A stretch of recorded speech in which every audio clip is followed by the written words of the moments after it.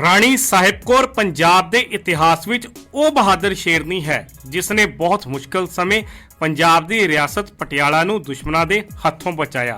ਪਟਿਆਲਾ ਦੇ ਮਹਾਰਾਜਾ ਅਮਰ ਸਿੰਘ ਤੋਂ ਪਿੱਛੋਂ ਉਹਨਾਂ ਦੇ ਸੁਪੁੱਤਰ ਸਾਹਿਬ ਸਿੰਘ ਗੱਦੀ ਤੇ ਬੈਠਾ ਤਾਂ ਉਸ ਦੀ ਉਮਰ ਕੇਵਲ 7 ਸਾਲ ਦੀ ਸੀ।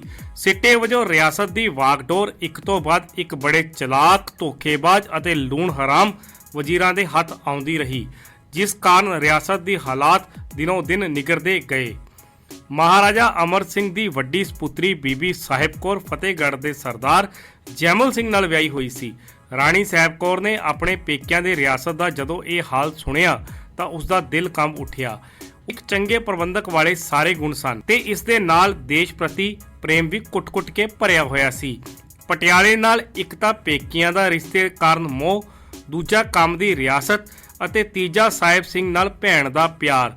ਇਹਨਾਂ ਖਿਆਲਾਂ ਨੇ ਉਸ ਨੂੰ ਟਿਕ ਕੇ ਨਾ ਬੈਠਣ ਦਿੱਤਾ। ਉਸਨੇ ਸਾਰੀ ਗੱਲ ਆਪਣੇ ਪਤੀ ਸਰਦਾਰ ਜੈਮਲ ਸਿੰਘ ਨਾਲ ਸਾਂਝੀ ਕੀਤੀ ਅਤੇ ਪਟਿਆਲੇ ਜਾਣ ਦੀ ਆਗਿਆ ਮੰਗੀ। ਸਰਦਾਰ ਜੈਮਲ ਸਿੰਘ ਵੀ ਹਾਲਾਤਾਂ ਤੋਂ ਅਣਜਾਣ ਨਹੀਂ ਸੀ। ਉਹ ਅਜਿਹੀ ਸਥਿਤੀ ਵਿੱਚ ਨਾ ਕਰ ਸਕੇ। ਰਾਣੀ ਸਾਹਿਬ ਕੌਰ ਪਟਿਆਲਾ ਆ ਗਏ।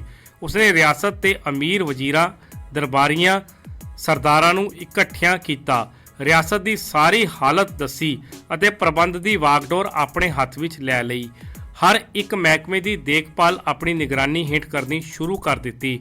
ਰਾਜ ਦੇ ਸਾਰੇ ਅੰਦਰਲੇ ਪ੍ਰਬੰਧਾਂ ਨੂੰ ਠੀਕ ਤਰ੍ਹਾਂ ਸੁਧਾਰ, ਵੱਡੀ ਖੋੜੀ ਸਰਦਾਰਾਂ ਨੂੰ ਸਜ਼ਾਵਾਂ ਦਿੱਤੀਆਂ।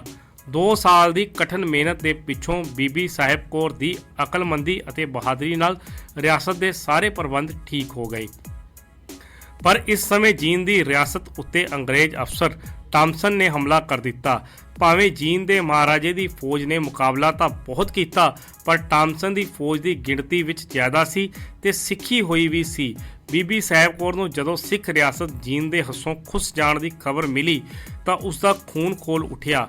ਉਸਨੇ ਉਸੇ ਸਮੇਂ ਆਪਣੀ ਫੌਜ ਅਫਸਰਾਂ ਨੂੰ ਬੁਲਾਇਆ ਅਤੇ ਫੌਜ ਤਿਆਰ ਕਰਕੇ ਟਾਮਸਨ ਆਪਣੇ ਵੱਲੋਂ ਜੀਂਦ ਨੂੰ ਲਗਭਗ ਜਿੱਤ ਚੁੱਕਾ ਸੀ, ਪਰ ਸਾਹਿਬ ਕੌਰ ਨੂੰ ਪਹੁੰਚਦਿਆਂ ਦੇਖ ਉਸ ਨੂੰ ਸਾਰੀ ਬਣੀ ਬਣਾਈ ਖੇਡ ਵਿਗੜਦੀ ਜਾਪੀ। ਸਾਹਿਬ ਕੌਰ ਦੇ ਹੁਕਮ ਨਾਲ ਉਸ ਦੀ ਫੌਜ ਨੇ ਟਾਮਸਨ ਦੀ ਫੌਜ ਤੇ ਹਮਲਾ ਕਰ ਦਿੱਤਾ। 1894 ਦੇ ਸਿਆਲ ਦੀ ਰੁੱਤ ਸੀ। ਰਿਆਸਤ ਦਾ ਕੰਮ ਆਰਾਮ ਨਾਲ ਚੱਲ ਰਿਹਾ ਸੀ।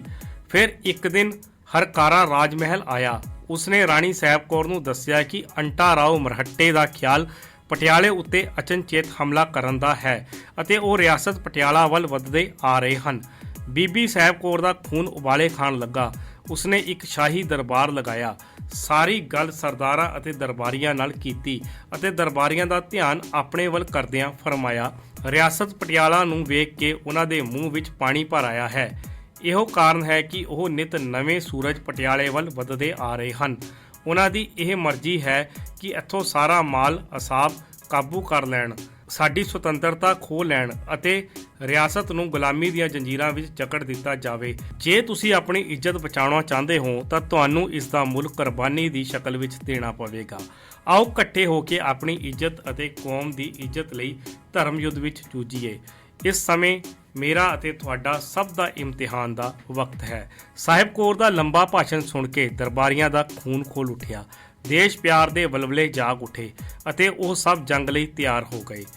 ਮਦਾਪੁਰ ਦੀ ਥਾਂ ਤੇ ਇੱਕ ਪਾਸੇ ਅੰਟਾ ਰਾਓ ਅਤੇ ਲక్ష్మణ ਰਾਓ ਮਰਹੱਟੇ ਸਰਦਾਰ 30,000 ਤੱਕ ਦੀ ਗਿਣਤੀ ਦੀਆਂ ਹਥਿਆਰਬੰਦ ਫੌਜਾਂ ਲੈ ਕੇ ਆ ਗਏ। ਦੂਜੇ ਪਾਸੇ ਸਾਹਿਬ ਕੌਰ ਦੀ ਫੌਜ ਤੇ 7,000 ਦੇਸ਼ ਭਗਤ ਸਿਰ ਤਲੀ ਤੇ ਰੱਖ ਕੇ ਮੈਦਾਨੇ ਜੰਗ ਵਿੱਚ ਆ ਡਟੇ।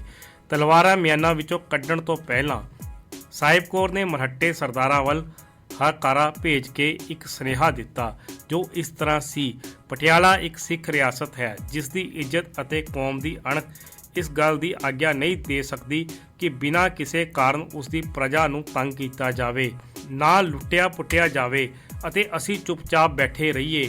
ਇਸ ਵਕਤ ਤੁਹਾਡੇ ਵਾਸਤੇ 2 ਹੀ ਗੱਲਾਂ ਹਨ, ਜਾਂ ਤਾਂ ਤੁਸੀਂ ਆਪਣੀ ਫੌਜ ਵਾਪਸ ਲੈ ਜਾਓ ਜਾਂ ਮੈਦਾਨ ਵਿੱਚ ਨਿੱਤਰ ਕੇ 2 ਹੱਥ ਦਿਖਾਓ ਅਤੇ ਦੇਖੋ। ਹਰਕਾਰੇ ਨੇ ਇਹ ਚਿੱਠੀ ਅੰਟਾ ਰਾਓ ਨੂੰ ਦਿੱਤੀ। ਉਸਨੇ ਪੜ੍ਹ ਕੇ ਲక్ష్మణ ਰਾਓ ਦੇ ਹਵਾਲੇ ਕਰ ਦਿੱਤੀ।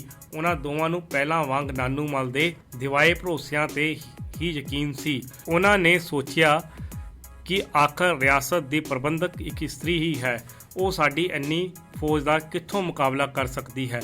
ਮਰਹੱਟੇ ਸਰਦਾਰਾਂ ਨੇ ਜੰਗ ਦਾ ਬਿਗਲ ਵਜਾਉਣ ਦਾ ਹੁਕਮ ਦਿੱਤਾ। ਦੋਹੀਂ ਪਾਸੇ ਤਲਵਾਰਾਂ ਲਿਸ਼ਕੀਆਂ।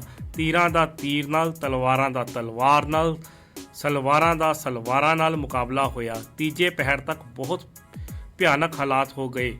ਮੈਦਾਨ ਲਾਸ਼ਾਂ ਨਾਲ ਭਰਿਆ ਪਿਆ ਸੀ, ਪਰ ਅਜੇ ਵੀ ਦੋਹਾਂ ਪਾਸਿਆਂ ਤੇ ਜੋਸ਼ ਠਾਠਾਂ ਮਾਰ ਰਿਹਾ ਸੀ। ਦਿਨ ਢਲਣ ਲੱਗਾ। ਅੰਟਾ ਰਾਓ ਨੂੰ ਫੌਜਾਂ ਦਾ ਦਿਲ ਟੁੱਟਦਾ ਦਿਸਿਆ। ਉਸਨੇ ਫੌਜਾਂ ਨੂੰ ਉਤਸ਼ਾਹਿਤ ਕਰਨ ਲਈ ਬਹੁਤ ਹੱਲਾਸ਼ੇਰੀ ਦਿੱਤੀ। ਮਰਦਾਪੁਰ ਦੀ ਭੂਮੀ ਇੱਕ ਵਾਰ ਫਿਰ ਪਰਲੋ ਦਾ ਨਮੂਨਾ ਬਣ ਗਈ।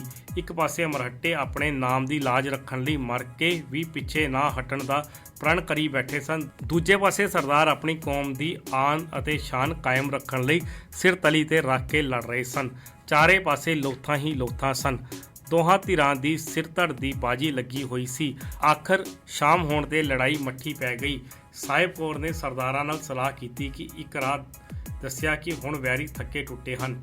ਉਹ ਆਪਣੇ ਖੇਮਿਆਂ ਵਿੱਚ ਬੇਸੁਰਤ ਪਏ ਹਨ। ਜੇ ਰਾਤ ਨੂੰ ਛਾਪਾ ਮਾਰਿਆ ਜਾਵੇ ਤਾਂ ਦੁਸ਼ਮਣ ਦਾ ਨੱਸਣ ਜੋਗਾ ਨਾ ਖੜਨ ਜੋਗਾ। ਸਰਦਾਰਾਂ ਨੇ ਇਸ ਸਲਾਹ ਨੂੰ ਸਿਰ ਮੱਥੇ ਮੰਨਿਆ। ਅੱਧੀ ਰਾਤ ਦਾ ਸਮਾਂ ਸੀ। ਅਚਨਚੇਤ ਨਗਾਰੇ ਤੇ ਚੋਟ ਮਾਰੀ ਗਈ, ਜੈਕਾਰੇ ਬੁਲਾਏ ਗਏ। ਸਾਹਿਬ ਕੌਰ ਦੀ ਫੌਜ ਤੂਫਾਨ ਵਾਂਗ ਵਧੀ। ਵੈਰੀਆਂ ਦੇ ਖੇਮਿਆਂ ਵਿੱਚ ਅੱਧੀ ਰਾਤ ਨੂੰ ਹੋਈ ਇਸ ਅਚਾਨਕ ਹਮਲੇ ਕਾਰਨ ਭਗਦੜ ਮਚ ਗਈ। ਉਸ ਦੀ ਫੌਜ ਭੁੱਖੇ ਸ਼ੇਰਾਂ ਵਾਂਗ ਗੱਜੀ। 1 ਘੰਟੇ ਦੀ ਲਗਾਤਾਰ ਲੜਾਈ ਨਾਲ ਮਰਹੱਟਿਆਂ ਦੇ ਪੈਰ ਉਖੜਦੇ ਗਏ ਅਤੇ ਉਹ ਮੈਦਾਨ ਛੱਡ ਕੇ ਨੱਸ ਗਏ। ਜਿੱਤ ਸਾਹਿਬ ਕੌਰ ਦੀ ਹੋਈ। ਦਿਨ ਚੜ੍ਹੇ ਰਾਣੀ ਸਾਹਿਬ ਕੌਰ ਦੀ ਫੌਜ ਤੇ ਸਿਪਾਹੀ ਰਣਜੀਤ ਨਗਾਰਾ ਵਜਾਉਂਦੇ ਪਟਿਆਲੇ ਪਹੁੰਚੇ। ਸਾਹਿਬ ਕੌਰ ਦੀ ਬਹਾਦਰੀ ਦੀਆਂ ਧੂਮਾਂ ਪੈ ਚੁੱਕੀਆਂ ਸਨ। ਇਸ ਤਰ੍ਹਾਂ ਬਹਾਦਰ ਸਿੰਘਣੀ ਨੇ ਸਿੱਖ ਧਰਮ ਦੀ ਅਤੇ ਦੇਸ਼ ਦੀ ਇੱਜ਼ਤ ਬਚਾ ਲਈ। ਉਸਨੇ ਮਰਹੱਟਿਆਂ ਨਾਲ ਟੱਕਰ ਲੈ ਕੇ ਇਹ ਸਿੱਧ ਕਰ ਦਿੱਤਾ ਕਿ ਇਸ ਦੇਸ਼ ਦੇ ਤੇ ਇਸ ਕੌਮ ਦੇ ਮਰਦ ਹੀ ਬਹਾਦਰ ਨਹੀਂ, ਸਗੋਂ ਔਰਤਾਂ ਵੀ ਕਿਸੇ ਗੱਲ ਪਿੱਛੇ ਨਹੀਂ ਹਨ। ਬੀਬੀ ਸਾਹਿਬ ਕੌਰ ਦਾ ਨਾਂ ਪਟਿਆਲੇ ਦੇ ਰਾਜ ਘਰਾਣੇ ਦੀਆਂ ਬਹਾਦਰ ਮਹਾਰਾਣੀਆਂ ਵਿੱਚ ਸਭ ਤੋਂ ਪਹਿਲਾਂ ਲਿਆ ਜਾਂਦਾ ਹੈ। ਆਵਾਜ਼ ਹਰਪ੍ਰੀਤ ਸਿੰਘ ਮਾਹੀ।